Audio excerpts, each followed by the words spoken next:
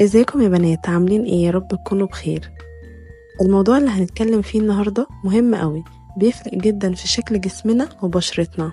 عارفين الإحساس ده لما الجلد يبقى مطفي وفيه منطقة سمراء وملمسها ما بقاش ناعم زي الأول؟ يبقى كده جسمك محتاج تقشير. فأنا النهاردة جمعتلك كل طرق التقشير اللي ممكن تعمليها، سواء حاجات طبيعية من البيت أو منتجات جاهزة من الصيدلية أو حتى تقشير في العيادات.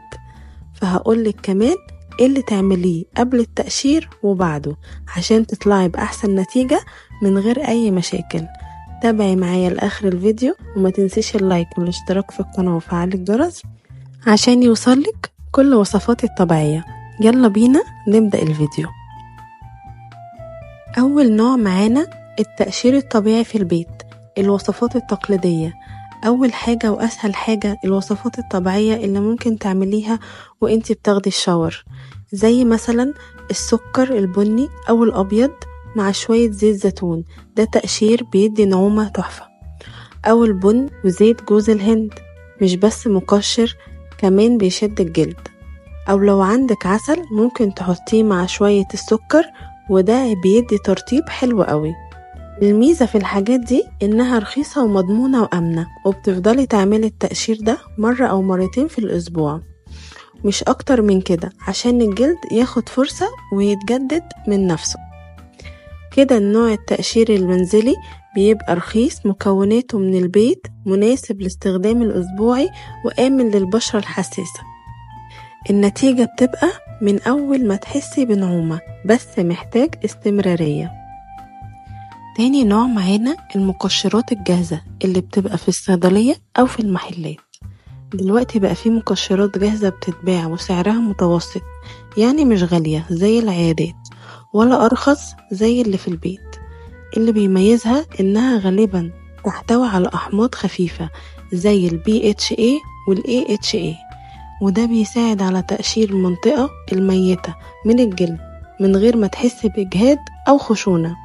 وفي كمان مقشرات على هيئة كريم أو جل، ودي بتستخدم بسهولة ونتيجتها بتبان أسرع شوية من الطبيعي، خصوصا لو فيها مواد فعالة زي اللاكتيك أسيد والساليسيليك. بس خلي بالك المقشرات دي ممكن تبقى قوية شوية على البنات اللي بشرتها حساسة، فلازم تبدأي تدريجيا مرة في الأسبوع. كده عرفتي تاني مقشر معانا. كده مميزاته نتيجة سريعة، مكونات فعالة ومحسوبة، وسعره متوسط، والنتيجة بتظهر من أول أو تاني استخدام. تالت نوع التقشير الكيميائي في العيادات، يعني لو عايزة نتيجة أسرع وفعالة جدا بتبقى التقشير الكيميائي في العيادات، وده الحل الممتاز، بس طبعا ليه شروط.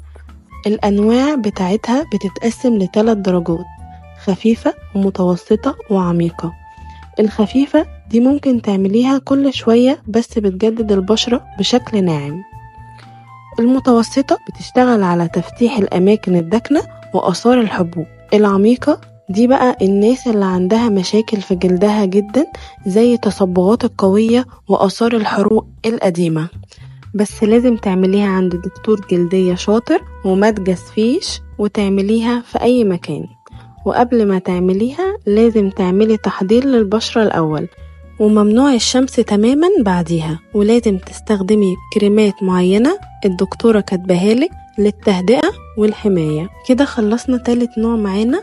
مميزاته ان هو بيوحد اللون، بيعالج آثار الحبوب وبيفتح البشرة. عيوبه ان هو غالي ومحتاج دكتورة، ولازم روتين قبل وبعد، والنتيجة بتكون قوية جدا وفعالة، بس لازم صبر.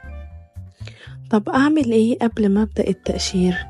سواء كنت هتستخدمي أي نوع من التقشيرات دي، لازم تعملي شوية حاجات بسيطة قبلها. أول حاجة اغسلي الجسم كويس بمية دافية عشان تفتح المسام. تاني حاجة بلاش تعملي تقشير لو عندك حروق أو حبوب، وكمان اشربي مية كويس جدا عشان ترطبي الجلد وتستفيدي أكتر من التقشير. طب تعملي ايه بعد ما التقشير يخلص؟ أهم خطوة العناية بعد التقشير. أول حاجة لازم ترطبي الجسم كويس جدا بكريمات بسيطة أو مرطب. تاني حاجة بلاش تلبسي هدوم ضيقة قوية بعد التقشير. ممنوع الشمس مباشرة بعد التقشير، ولو هتخرجي لازم تحطي صن بلوك. بلاش تستخدمي منتجات قوية بعديها زي العطور أو كريمات فيها كحول. أخطاء بنات كتير بتقع فيها بعد التقشير زي مثلا الجلد لما يبتدي يقشر تشده بالعافية، وده غلط، ممكن يسبب جروح بتتعالج بصعوبة. وتستخدمي مقشرين مع بعض سواء طبيعي أو جاهز، وده بيجهد الجلد جدا، وبتنسي الترطيب، والمشكلة دي بتخلي الجلد يقشر ويبقى جاف أكتر. بس كده، لو عايزة الجسم يبقى ناعم وموحد التقشير هو المفتاح الوحيد.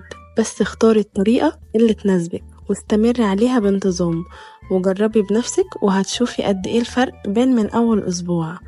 لو استفدتي من الفيديو ده ما تنسيش تعملي اللايك والاشتراك في القناة وفعلي الجرس عشان يوصلك كل نصايحي الجديدة ووصفاتي الطبيعية.